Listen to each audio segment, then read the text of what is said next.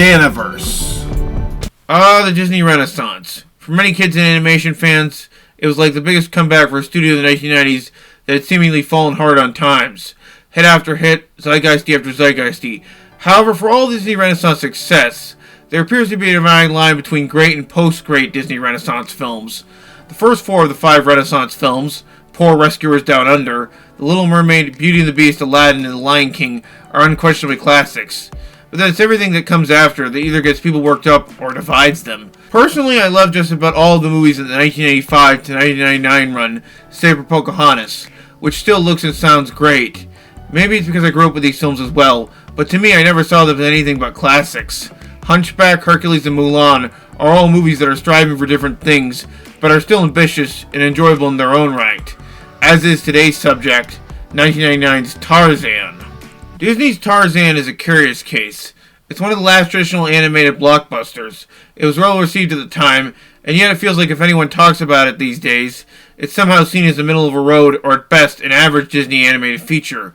Bob Iger even referred to it as a modest success, when it could be anything but that. I mean, it got a Broadway show, which I actually saw. The thing about Tarzan is that it's deceptively simple. On paper, it looks like a classic hero's journey, but like any animated movie, though, Tarzan has multiple layers. And in those layers, we see a movie that not only bridged the gap between classic Disney and later-day Disney, but also basically invented an entire art form technique from scratch. This video will focus on the Disney animated Tarzan movie through 3 different specific lenses. Firstly, how the film skillfully portrays the character arc of the titular protagonist. Secondly, the music, which, believe it or not, but at the time a lot of people didn't like. And finally, and most importantly, its quietly groundbreaking animation, which a lot of people, myself included, didn't realize it was actually a thing until much later. Kids grow up so fast. Making an animated Tarzan movie made all the sense in the world. Tarzan's creator Edgar Rice Burroughs even expressed interest in the character leaping into the world of animation. Prior to Disney, the character had been in drawing form, but mostly in the form of cheap limited animation. But with its 1999 effort, and the advancements in animation technology up to that point, we really got to see the Jungle Man's full scope in terms of what was capable with the character. We weren't just seeing Tarzan in animation, we were seeing a version of him that could have agility and strength, powers that had never been seen before on screen. Disney created a version of Tarzan that best fit the description of how Burroughs described the character. And within this new animated world, his interactions with his animal companions could also get much bigger and more personal. Most Tarzan adaptations prior to the Disney version, with the exception of Greystoke, The Legend of Tarzan, which is a much more faithful adaptation of Burroughs' original novel, tend to go for more straightforward adventures. Tarzan stumbles upon a group of humans, be it Jane or someone else, helps them, and then goes on a grand adventure, finding a treasure or fighting off poachers of some kind in the process. This version of the Ape Man, however, presented to us by the Mouse House, smartly adds up more of a complex which family side are you on thematic approach. Tarzan, being raised by apes, is confused when he stumbles upon a group of humans, and from there the movie's resonant themes really blossom. The entire thing can be really summed up by the lyrics of the song, 2 worlds, 1 family. This allows the filmmakers to update the character for modern times. While he's still a jungle-raised being, and all the less-than-human traits that come with that, this Tarzan is more sensible and compassionate. So while this version of the character is still set in the jungle, because the filmmakers knew that the movie would lose the story's magic if they lost the animals, it allows the character to be more than just a one-dimensional, me Tarzan, am you type of deal. This is a Tarzan that is very aware of his environment, and those around him. His relationship with his animal companions has never been depicted in such a literal and magnificent way. To quote then President of Disney Animation Thomas Schumacher at the time, he is one with the animals, he talks to them. In other film versions, the connection is marginalized, with Tarzan riding an elephant or having a chimpanzee on his shoulder. Now we have Tarzan speaking with them, living with them, learning from them. This version of Tarzan is a surprisingly complex version of the character, unlike one you've seen before or after. Characters like Tantor and Turk are clearly comic relief, for example, but they are comic relief that adds a whole extra level of dimension and personality to the character. Admittedly, Turk and her 8 buddies' whole "stop hitting yourself" routine looks childish, and I suppose there's an argument that their routines disrupt the whole flow of the film, existing more to add some lightheartedness to what is overall a film with heavy subject matter. But by the end, Turk wises up and becomes more mature, as she accepts Tarzan not just as a little punching bag that exists to be pushed around, but also as a friend.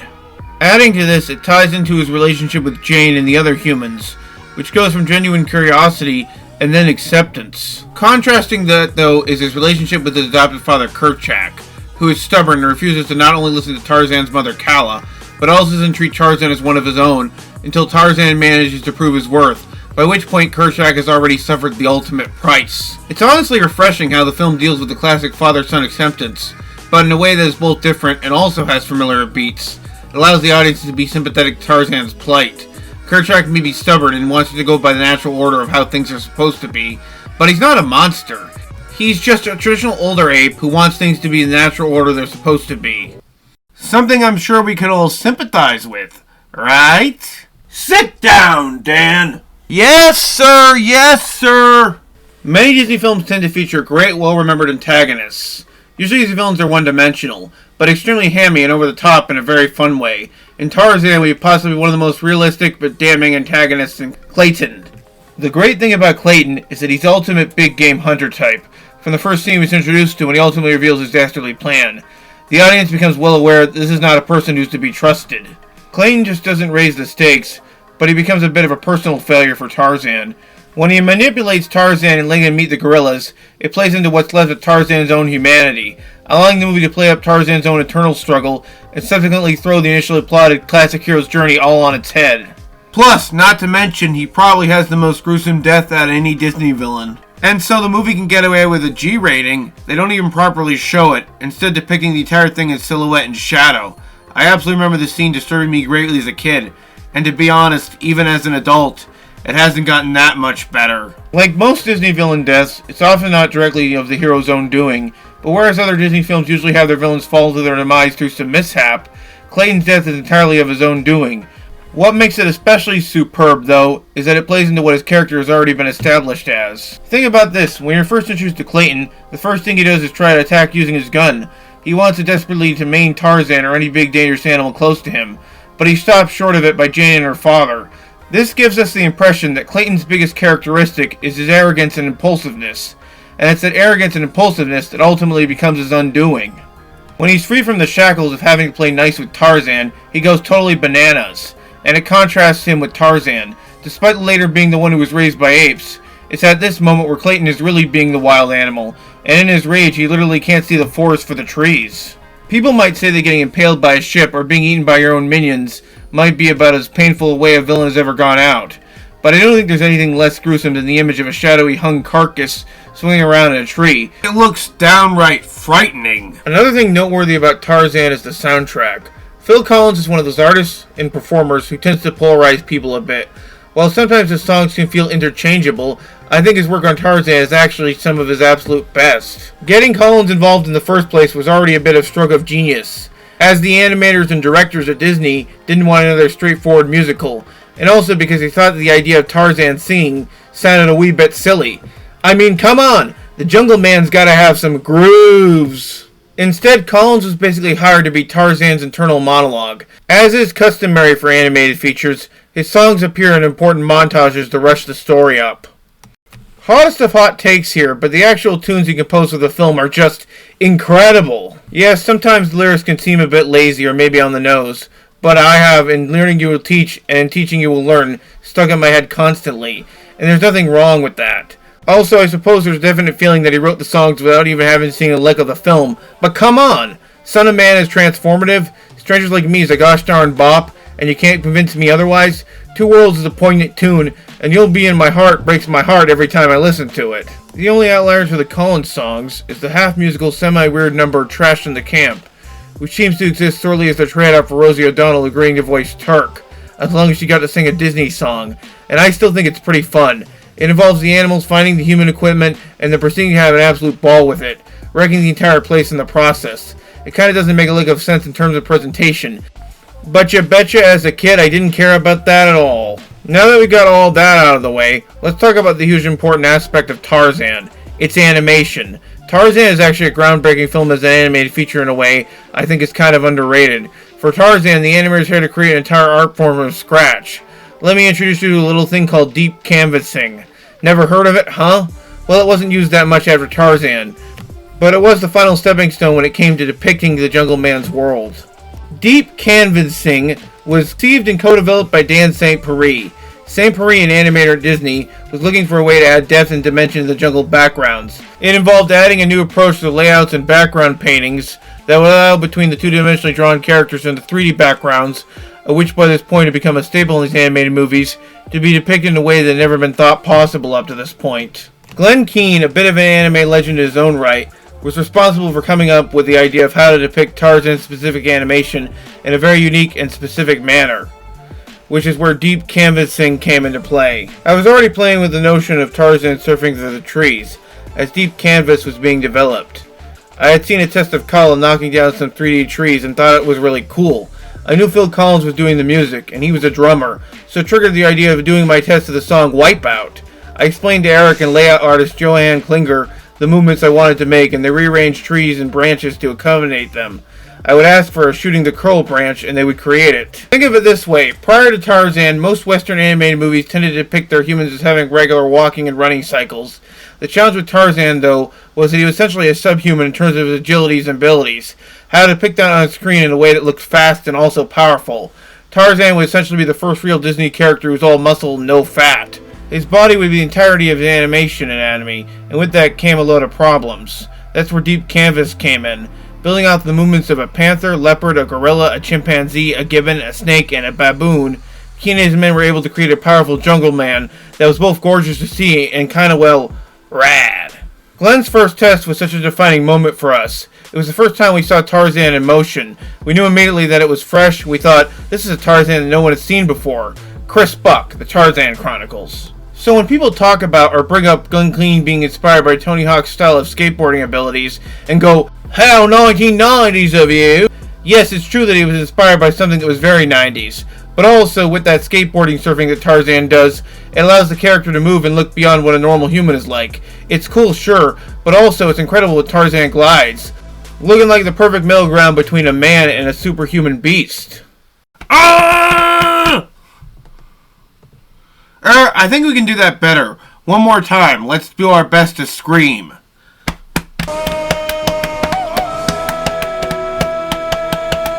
Now that's more like it. Powerful, just the way it should be.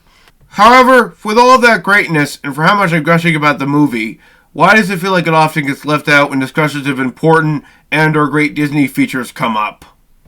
Well, for one thing, it should be noted that the Burroughs estate is overly protective of the Tarzan brand, and while it's never been outright confirmed, there's been some heavy speculation that this rights schism has led Disney to lapse with their own. Don't call me out for making a definite statement, because I'm not, but essentially they don't feel like it's worth fighting over. But also, Tarzan is caught up near a weird limbo period for Disney. Despite being a huge hit for them, by 1999, computer animation had already started its long domination, and Disney's animation has to struggle for some years after, leaving Tarzan in a very rocky place when it comes to the canon of Walt Disney animated features. For example, even though the movie basically pioneered the concept of deep canvassing, Disney only used it for their two big action animated movies after, Atlantis and Treasure Planet. Then when they switched over to 3D, beginning around 2003-2004, there was no need for it, largely because of the sudden shift in art forms. These days, it feels like deep canvassing exists more as a footnote in Disney's history than as anything that really pushed the art style of Western animation further, which I think is a real shame, because had we taken animation more seriously and made more successful action features, it would have been perfect for that. In addition, it should be noted that the property of Tarzan himself hasn't exactly had much success post the Disney film, which itself felt like it was successful largely because it had the almighty mouse name attached to it. However, this sort of thing hasn't stopped people from waxing nostalgia on Disney's Hercules, which itself is based off a mythological character that has mostly had a troublesome run of movies and adaptations as of late, and even they still announced a Disney remake, so it can't be as simple as that, right? I feel like Tarzan being forgotten as much as it is a shame, because to me it's like one of those movies that's really ripe for rediscovery, not in the sense that the movie is some sort of obscure beast that only your grandmother and a couple thousand people have seen, but more because it's a movie that's full of treasure. Heck, there's probably a lot more I could have talked about. Tarzan's relationship with Jane and how the animators really went off with it, or more on Tarzan's relationship with his adoptive father Kerchak, whose discrimination of his own son leads to one of the biggest character arcs in the film, and that Tarzan is finally accepted as one of his own, but it comes at the cost of Kerchak's own life. This film deals with loads and loads of heavy themes, but in that classic Disney way that is palatable enough that kids and parents alike could absolutely enjoy it. Tarzan was one of my favorite Disney animated features growing up, precisely because it felt like out of the entire Disney catalog up to that point, there was nothing like it. It wasn't a straightforward sing-song musical, it had a lot more traditional action, and more importantly to the topic of this video, it just looked and sounded incredible. Even as a 6-year-old in 1999, it just blew me away.